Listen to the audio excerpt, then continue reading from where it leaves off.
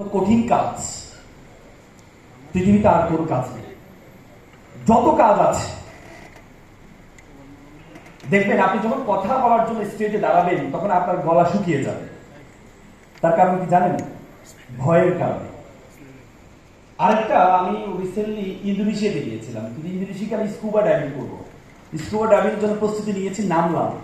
সমুদ্রে নামার পরে, বিশ্বাস করে একটু নামার পরে আমার গলা শুকিয়ে আমি ঝাঁপ দিয়ে উঠে গেলাম। তারপর আমি জিজ্ঞেস করলাম তাদেরকে, আমার কেন যেন গলা পানির পিপাসা লেগেছে। তখন পরে বুঝতে পারলাম যে ভয় পেয়ে যে মানুষের পানির পিপাসা লাগে এবং গলা শুকিয়ে যায়, সেম কাজটা আমার জন্য হয়েছে। আমি যখন প্রথম স্টেজে যেদিন দাঁড়িয়েছিলাম, আমার গলাটা শুকিয়ে গিয়েছে। আপনারা উপমহাদেশের সেরা গামা পালোয়ানের নাম শুনেছেন।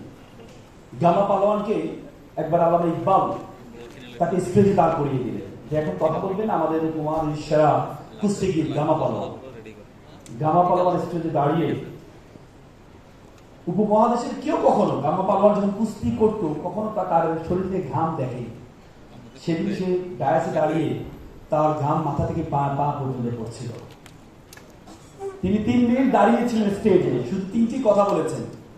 কুস্তি স্বাস্থ্যের জন্য ভালো, সকাল বিকাল আপনারা কুস্তি করবেন, সকাল বিকাল কুস্তিতে খাবেন, কুস্তিতে ঘুমাবেন, আর কুস্তি ইটস গুড ফর হেলথ বলে শেষ করে নেমে গেলেন। তিনি আল্লামা ইকবালকে বললেন, আমি এত জায়গা কুস্তিগির করেছি, কোনোদিন আমার শরীর থেকে একটু ঘাম বের হয়নি। আজকে আপনি আমাকে স্টেজে দাঁড় করিয়ে দিলেন এমন এক কঠিন কাজের মধ্যে, যেটা 3 মিনিটের মধ্যে আমার জীবনে যা বের হয়নি তার চেয়ে বেশি ঘাম বের হয়েছে আমার মাত্র 3 মিনিটের মাথায়। তার মানে পৃথিবীর সবচেয়ে কঠিন কাজ, পৃথিবীর সবচেয়ে কঠিন কাজ। বলা হয় যে কথায় কাজ, কথায় মাপ, কথায় বিশ্বমাপ। কথা দিয়ে বিশ্ব জাত শেখানো যায়, কথা দিয়ে ক্ষমতাচ্যুত হওয়া যায়। আমাদের 20 বছরের ফ্যাসিজমের প্রধান যিনি ছিলেন, এক কথায় তার ক্ষমতাচ্যুত হয়ে যায়। আপনারা জানেন তো সে কথাটি কি বলতো? রাজাকারের বাচ্চা। একটি কথায় সে ক্ষমতাচ্যুত হয়েছে, একটি কথার কারণে। এই জন্য কথা বলবেন, সাবধানে বলবেন। কতগুলো ক্যামেরা এখানে আছে, সাবধানে বলতে হবে। একবার একটা রাজা তার সন্ন্যাসীকে ডাকলেন, সন্ন্যাসী তুমি আমার জগৎ সম্বন্ধে তুমি একটা ধারণা দাও, ভবিষ্যৎবাণী করো, আর আমার সম্বন্ধে ভবিষ্যৎবাণী করো। সন্ন্যাসী তাকে বললেন, রাজা সাহেব আপনার সাম্রাজ্য এতদূর পর্যন্ত বিস্তৃত হবে, তবে আপনার সামনে আপনার পরিবারের সকল সদস্য মারা যাবে। রাজা তো খেপে গেল, আমার সামনে আপনার পরিবারের সকলেই মারা যাবে। রাজা তাকে বন্দী করে, একে বন্দী কর, সে কি কথা বলেছে, কি ভবিষ্যৎবাণী করেছে। পরে আরেকজন সন্ন্যাসীকে ডাকা হলো। সন্ন্যাসী বলে, রাজা সাহেব আপনার এই সাম্রাজ্য এতদূর বিস্তৃত হবে, তবে আপনি আপনার পরিবারের সকলের চেয়ে বেশি দিন বাঁচবেন। রাজা তো ব্যাপক খুশি, কি বলে আমি বেশি দিন বাঁচবো? রাজা পরে তাকে পুরস্কৃত করলেন। আপনারা আমাকে বলেন তো, দুই কথার মধ্যে কোনো পার্থক্য আছে? না, পার্থক্য আছে। আপনার সামনে আপনার পরিবারের সকলে মারা যাবে, আর আপনি পরিবারের সকলের চেয়ে বেশি দিন বাঁচবেন, এই দুটির মধ্যে কোনো পার্থক্য আছে? না। পার্থক্য শুধু হচ্ছে কথার ভঙ্গিমায়। যে আপনি কাউকে বলেন তুমি মিথ্যা বলেছ, সে রাগান্বিত হবে। আপনি যদি তাকে বলেন ভাইয়া আপনি সত্য বলেন নাই, সে কি রাগান্বিত হবে? রাগান্বিত হবে। এই জন্য কথায় কাজ, কথায় মা, কথায় বিশ্বাস। কথার কথা শুধু আমরা বলি না, ভালো কথার বিষয়ে এমফাসাইজ করেছেন যিনি আমাদেরকে সৃষ্টি করেছেন আল্লাহ তাআলা। আল্লাহ তাআলা কোরআনে বলেছেন, উদউ ইলা সাবিলি রাব্বিকা বিল হিকমা ওয়াজাদিলহুম বিল্লাতি হিয়া আহসান। আল্লাহ বলেছে ওয়াজাদিলহুম, তোমরা কথা বলো, তোমরা বিতর্ক করো। আল্লাহ এখানে আদেশসূচক শব্দ ব্যবহার করেছেন, ইম্পারেটিভ সেন্টেন্স ব্যবহার করেছেন, বিল্লাতি হিয়া আহসান, অতি উত্তম পন্থায়। এখানে আল্লাহ আরবি গ্রামারে যাকে বলে তাফজিল ব্যবহার করেছেন এবং সুপারলেটিভ ডিগ্রি ব্যবহার করেছেন, অতি উত্তম পন্থায়। তোমরা অতি উত্তম পন্থায় কথা বলো। আল্লাহ রাসূল আরো চমৎকার কথা বলেছেন।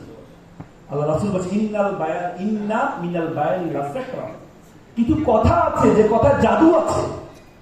জাদু যেমন মানুষকে বশ করে ফেলে, মানুষকে নিজের আয়ত্তের মধ্যে নিয়ে আসে, মানুষকে যেভাবে বলে সেভাবে করার জন্য বলে, সেম মানুষ যখন কথা বলে তখন মানুষ তাকে জাদুর মতো বশ করে ফেলে। বনি ইসরাইলের উপর নবী আসছেন, হযরত মুসা আলাইহিস সালাম। মুসা আলাইহিস সালামের কথা বেশি আল্লাহ তাআলা শুনেছেন। মুসা আলাইহিস সালাম একটা দোয়া সবসময় পড়তেন, রাব্বি ইশরাহ লি সাদরি ওয়া ইয়াসসির লি আমরি ওয়াহলুল উকদাতাম মিন লিসানি। হে আল্লাহ, তুমি আমার জিহ্বাকে সাবলীল করে দাও। কারণ ওনার জিহ্বারে একটু জড়তা ছিল, তিনি নবী, তিনি দাওয়াত দিবেন কিভাবে মানুষকে। তখন তিনি বলছেন, ওয়া কি হারুন, আমার ভাই হারুনকে তুমি আমার সঙ্গী বানিয়ে দাও। কারণ হারুন আলাইহিস সালাম তখন নবী ছিলেন না, তিনি চমৎকার কথা বলতে পারতেন, চমৎকার বাচন কবিতার ছিল। তখন তিনি দোয়া করলেন, আমার ভাই চমৎকার কথা বলার কথা বলেছেন। এজন্য আপনারা এখানে যারা আছেন, আমি এখানে যারা কথা বলেছেন, আমি চমৎকৃত হয়েছি। কিন্তু আরো ভালো লাগতো, আল্লাহ রাসূল একটা চমৎকার হাদিস বলেছে। আল্লাহ রাসূল বলেছে, খাইরুল কালামে কাল্লা ওয়াদাল্লা। আল্লাহ রাসূল বলেছে, উত্তম কথা হচ্ছে সবচেয়ে কম কথা। আজকে এখানে যারা স্পিকার ছিলেন, পৃথিবীতে সবচেয়ে কঠিন কাজ হচ্ছে কম কথা বলা। পৃথিবীতে সবচেয়ে কঠিন কাজ হচ্ছে কম কথা বলা। যদি আপনি কম কথা বলতে পারতেন, আমার কাছে মনে হতো, যদিও এটা আমার ইসলাম ধর্মে অ্যালাউ করেন, একজন ফিলোসোফার রেস্কি তিনি একটা চমৎকার কথা বলেছেন। তিনি বলেছেন, শর্ট কথা ভালো লাগে, কারণ শর্ট পোশাক যেমন মানুষকে আকর্ষিত করে, তেমনি শর্ট কথাও মানুষকে আকর্ষিত করে, যদি আই ডোন্ট বিলিভ ইট। কিন্তু তিনি চমৎকারভাবে উদাহরণ দিয়েছেন। এই জন্য কথাটা যদি কম হতো, যারা এখানে দাঁড়িয়েছেন তারা যদি বলে যে আকলে মন্দা ইশারা মাসল আর ব্যাক, আপনি যদি ভালো কথা বলতে পারেন, আপনি যে পেশায় যাবেন you will be top one, আপনি প্রথম হবেন। যে পেশায় যাবেন, একটা দোকানদার, আপনি একটা দোকানদার, আপনার মুদি দোকান সবচেয়ে বেশি চলবে। একটা মুদি দোকানের একটা লোক আছে খাউস, কেউ গেলে একজনকে মালামাল দিচ্ছে, আরেকজন এসে যদি বলে আমাকে একটু মালামাল দেবে, উনি বলে ভাই দেখতে পাচ্ছেন একজনকে দিচ্ছি, এমন করেন কেন আপনারা? এখানে আসলে এমন করেন কেন? এই লোকটাকে আর যাবে তার কাছে।